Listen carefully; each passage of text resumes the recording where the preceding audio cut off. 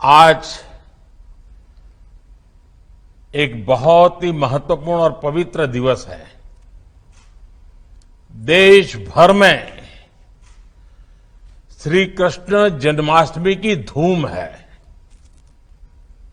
सभी देशवासियों को, दुनिया भर में फैले भगवान श्री कृष्ण के भक्तों को बहुत बहुत बधाई। जय श्री कृष्ण। आज का ये कार्यक्रम गोवा में हो रहा है, लेकिन आज मैं सभी देशवासियों के साथ देश की 3 बड़ी उपलब्धियों को साझा करना चाहता हूं। और ये बात मैं पूरे देश के लिए कहना चाहता हूं। भारत की इन उपलब्धियों के बारे में जब मेरे देशवासी जानेंगे, मुझे पक्का विश्वास है उनको बहुत गर्व होगा और विशेषकर हमारी माताओं बहनों को बहुत गर्व होगा। अमृत काल में भारत जिन विशाल लक्ष्यों पर काम कर रहा है, उससे जुड़ी 3 अहम पड़ाव हमने आज पार किए हैं। पहला पड़ाव, आज देश के 10 करोड़ ग्रामीण परिवार पाइप से स्वच्छ पानी की सुविधा से जुड़ चुके हैं। 10 करोड़ ग्रामीण परिवार एक घर जल पहुंचाने की सरकार के अभियान की एक बहुत बड़ी सफलता है। ये सबका प्रयास का बेहतरीन उदाहरण भी है। मैं इस उपलब्धि के लिए हर देशवासी को और विशेषकर माताओं बहनों को बधाई देता हूं। साथियों, देश ने और विशेषकर गोवा ने आज एक उपलब्धि हासिल की है। आज गोवा देश का पहला राज्य बना है जिसे हर घर जल सर्टिफाई किया गया है। दादरा नगर हवेली एवं दीव और दमन भी हर घर जल सर्टिफाइड केंद्र शासित प्रदेश बन गए हैं। बीते कुछ वर्षों में देश के हर बड़े मिशन में गोवा अग्रणी भूमिका निभाता जा रहा है। मैं गोवा की जनता को, प्रमोद जी और उनकी पूरी टीम को, गोवा की सरकार को, स्थानीय स्वराज की संस्थाओं को, हर किसी को बहुत बहुत शुभकामनाएं देता हूं। आपने जिस प्रकार हर घर जल मिशन को आगे बढ़ाया है, वह पूरे देश को प्रेरित करने वाला है। मुझे खुशी है कि आने वाले महीनों में कई और राज्य इस सूची में जुड़ने वाले हैं। साथियों, देश की तीसरी उपलब्धि स्वच्छ भारत अभियान से जुड़ी है। कुछ साल पहले सभी देशवासियों के प्रयासों से देश खुले में शौच से मुक्त घोषित हुआ था। इसके बाद हमने संकल्प लिया था कि गांवों को ओडीएफ प्लस बनाएंगे, यानी community toilets, plastic waste management, grey water management, Gobardhan projects, ऐसी सुविधाएं विकसित की जाएगी। इसको लेकर भी देश ने अहम माइलस्टोन हासिल किया है। अब देश के अलग अलग राज्यों के 1 लाख से ज्यादा गांव ओडीएफ प्लस हो चुके हैं। इन तीनों अहम पड़ाव को पार करने वाली सभी राज्यों को, सभी गांवों को हम जितनी बधाई दें उतनी कम है। साथियों, आज दुनिया की बड़ी बड़ी संस्थाएं कह रही हैं कि 21वीं सदी की सबसे बड़ी चुनौतियों में से एक चुनौती वाटर सिक्योरिटी की होगी। पानी का अभाव विकसित भारत के संकल्प की सिद्धि में भी बहुत बड़ा अवरोध बन सकता है। बिना पानी सामान्य मानवी, गरीब, मध्यम वर्ग, किसान और उद्योग धंधों सबको नुकसान होता है। इस बड़ी चुनौती से निपटने के लिए सेवा भाव से, कर्तव्य भाव से 24 घंटे काम करने की जरूरत है। हमारी सरकार बीते 8 वर्षों से इसी भावना के साथ वाटर सिक्योरिटी, जल सुरक्षा के कार्यों को पूरा करने में जुटी है। ये सही है कि सरकार बनाने के लिए उतनी मेहनत नहीं करनी पड़ती, लेकिन देश बनाने के लिए कड़ी मेहनत करनी होती है और सबके प्रयास से होती है। हम सभी ने देश बनाने का रास्ता चुना है। इसलिए देश की वर्तमान और भविष्य की चुनौतियों का लगातार समाधान कर रहे हैं। जिन्हें देश की परवाह नहीं होती, उन्हें देश का वर्तमान बिगड़े या भविष्य कोई फर्क नहीं पड़ता। ऐसे लोग पानी के लिए बड़ी बड़ी बातें जरूर कर सकते हैं, लेकिन कभी पानी के लिए एक बड़े विजन के साथ काम नहीं कर सकते। साथियों, आजादी के अमृत काल में वाटर सिक्योरिटी, जल सुरक्षा भारत की प्रगति के सामने चुनौती न बने, इसके लिए बीते 8 वर्षों से जल सुरक्षा पर विशेष बल दिया गया है। कैच द रेन हो, अटल भूजल योजना हो, देश के हर जिले में 75 अमृत सरोवरों का निर्माण हो, नदियों को जोड़ना हो, या फिर जल जीवन मिशन, इन सबका लक्ष्य है देश के जन जन को जल सुरक्षा। कुछ दिन पहले ही एक खबर आई है कि भारत में अब रामसर साइट्स यानी वेटलैंड्स की संख्या भी बढ़कर 75 हो गई है। इनमें से भी 50 साइट्स पिछले 8 वर्षों में ही जोड़ी गई है। यानी वाटर सिक्योरिटी के लिए भारत चौतरफा प्रयास कर रहा है और इसके हर दिशा में नतीजे भी मिल रहे हैं। साथियों, पानी और पर्यावरण के प्रति यही प्रतिबद्धता जल जीवन मिशन के 10 करोड़ के पड़ाव में भी झलकती है।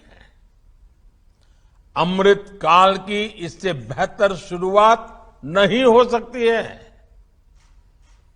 सिर्फ 3 साल के भीतर जल जीवन मिशन के तहत 7 करोड़ ग्रामीण परिवारों को पाइप के पानी की सुविधा से जोड़ा गया है।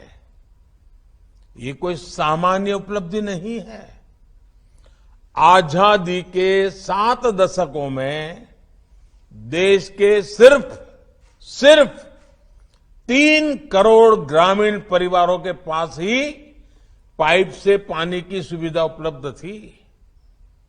देश में लगभग 16 करोड़ ग्रामीण परिवार ऐसे थे जिनको पानी के लिए बाहर के स्रोतों पर निर्भर रहना पड़ता था।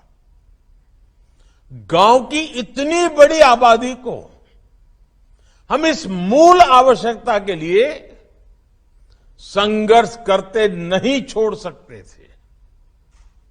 इसलिए 3 साल पहले मैंने लाल किले से घोषणा की थी कि हर घर पाइप से जल पहुंचाया जाएगा। नई सरकार बनने के बाद हमने जल शक्ति अलग मंत्रालय बना दिया। इस अभियान पर 3,60,000 करोड़ रुपए खर्च किए जा रहे हैं। 3,60,000 करोड़ रुपए 100 साल की सबसे बड़ी महामारी की वजह से जो रुकावटें आई, उसके बावजूद इस अभियान की गति कम नहीं पड़ी। इसी निरंतर प्रयास का परिणाम है कि 7 दशकों में जितना काम हुआ था उससे 2 गुने से अधिक काम देश ने पिछले 3 साल में ही कर दिखाया है। ये उसी मानव केंद्रित विकास का उदाहरण है जिसकी बात मैंने इस बार लाल किले से की है।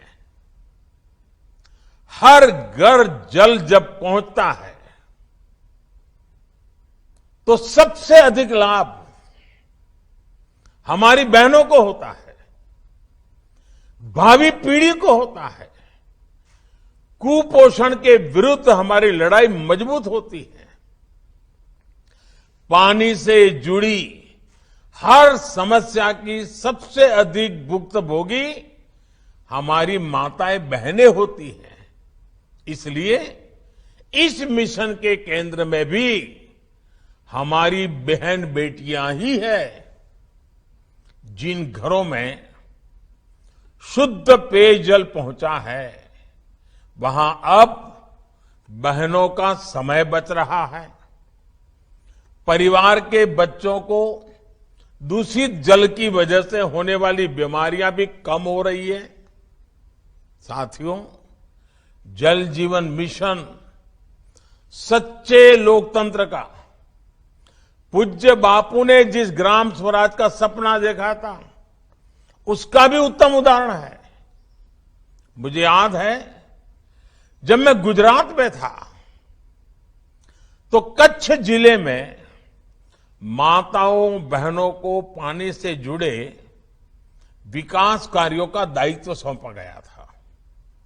ये प्रयोग इतना सफल रहा था कि इसे अंतर्राष्ट्रीय स्तर पर अवार्ड भी मिला था। आज यही प्रयोग जल जीवन मिशन की भी अहम प्रेरणा है।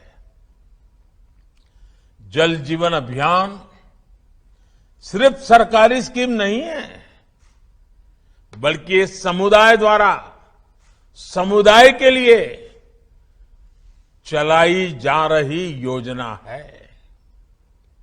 साथियों, जल जीवन मिशन की सफलता की वजह उसके 4 मजबूत स्तंभ हैं। पहला, जन भागीदारी, पीपल्स पार्टिसिपेशन। दूसरा, साझेदारी, हर स्टेक होल्डर की पार्टनरशिप। तीसरा, राजनीतिक इच्छा शक्ति, पॉलिटिकल विल। और चौथा, संसाधनों का पूरा इस्तेमाल, ऑप्टिमम यूटिलाइजेशन ऑफ रिसोर्सेज। भाइयों और बहनों, जल जीवन मिशन में जिस तरह पंचायतों को, ग्राम सभाओं को, गांव के स्थानीय लोगों को शामिल किया गया है, जिस तरह उन्हें अनेक जिम्मेदारियां सौंपी गई हैं, यह अपने आप में अभूतपूर्व है। हर घर पाइप से जल पहुंचाने के लिए जो कार्य होते हैं, उसमें गांव के लोगों का सहयोग लिया जाता है। गांव के लोग ही अपने गांव में जल सुरक्षा के लिए विलेज एक्शन प्लान बना रहे हैं। पानी का जो मूल्य लिया जाता है, वो भी गांव के लोग ही तय कर रहे हैं। पानी की टेस्टिंग में भी गांव के लोग जुड़े हैं। 10 लाख से ज्यादा महिलाओं को इसकी ट्रेनिंग दी गई है। पानी समिति में अभी कम से कम 50% महिलाओं को जगह दी गई है। जो जनजातीय इलाके हैं, वहां तेजी से काम हो, इसे प्राथमिकता दी जा रही है। जल जीवन मिशन का दूसरा स्तंभ साझेदारी है। राज्य सरकारें हो, पंचायतें हो, स्वयंसेवी संस्थाएं हो, शिक्षण संस्थाएं हो, सरकार के विभिन्न विभाग और मंत्रालय में सभी मिलकर काम कर रहे हैं। इसका जमीनी स्तर पर बहुत बड़ा फायदा मिल रहा है। साथियों, जल जीवन मिशन की सफलता का तीसरा मुख्य स्तंभ है राजनीतिक इच्छा शक्ति। जो पिछले 70 साल में हासिल किया जा सका, उसमें कई गुना ज्यादा काम 7 साल से भी कम समय में किया जा रहा है। कठिन लक्ष्य है, लेकिन ऐसा कोई लक्ष्य नहीं जो भारत के लोग ठान लें और उसे प्राप्त ना कर सके। केंद्र सरकार, राज्य सरकारें, पंचायतें सभी इस अभियान को तेजी से पूरा करने में जुटी है।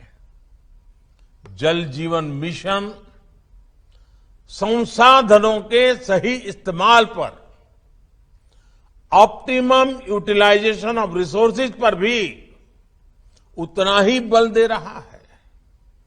मनरेगा जैसी योजनाओं के वो कार्य जो जल जीवन मिशन को गति देते हैं, उनसे भी मदद ली जा रही है। इस मिशन के तहत जो कार्य हो रहा है, उससे गांवों में बड़े पैमाने पर रोजगार के नए अवसर भी बन रहे हैं। इस मिशन का एक लाभ ये भी होगा कि जब हर घर में पाइप से जल पहुंचने लगेगा, सैचुरेशन की स्थिति आ जाएगी, तो पक्षपात और भेदभाव की गुंजाइश भी उतनी ही समाप्त हो जाएगी। साथियों, इस अभियान के दौरान जो पानी के नए स्रोत बन रहे हैं, टैंक बन रहे हैं, वाटर ट्रीटमेंट प्लांट बन रहे हैं, पंप हाउस बन रहे हैं, सभी की जियो टैगिंग भी हो रही है। पानी की आपूर्ति और गुणवत्ता का उसकी मॉनिटरिंग के लिए आधुनिक टेक्नोलॉजी यानी इंटरनेट ऑफ थिंग्स सॉल्यूशन का उपयोग करने की भी शुरुआत हुई है। यानी जनशक्ति, नारी शक्ति और टेक्नोलॉजी की शक्ति मिलकर जल जीवन मिशन की शक्ति बढ़ा रहे हैं। मुझे पूरा विश्वास है कि जिस प्रकार पूरा देश मेहनत कर रहा है, उससे हर घर जल का लक्ष्य हम अवश्य प्राप्त करेंगे। एक बार फिर गोवा को, गोवा सरकार को, गोवा के नागरिकों को इस शुभ अवसर पर और ये बड़ी सफलता पर बहुत बहुत बधाई देता हूं, बहुत बहुत शुभकामनाएं देता हूं और देशवासियों को भी विश्वास दिलाता हूं कि 3 साल पहले लाल किले से जो सपना देखा था, ग्राम पंचायत से लेकर के सभी संस्थानों की मदद से हम बहुत तेजी से उसको सफल होते देख रहे हैं। मैं फिर एक बार कृष्ण जन्माष्टमी की शुभकामनाएं देते हुए मेरी वाणी को विराम देता हूं। बहुत बहुत धन्यवाद।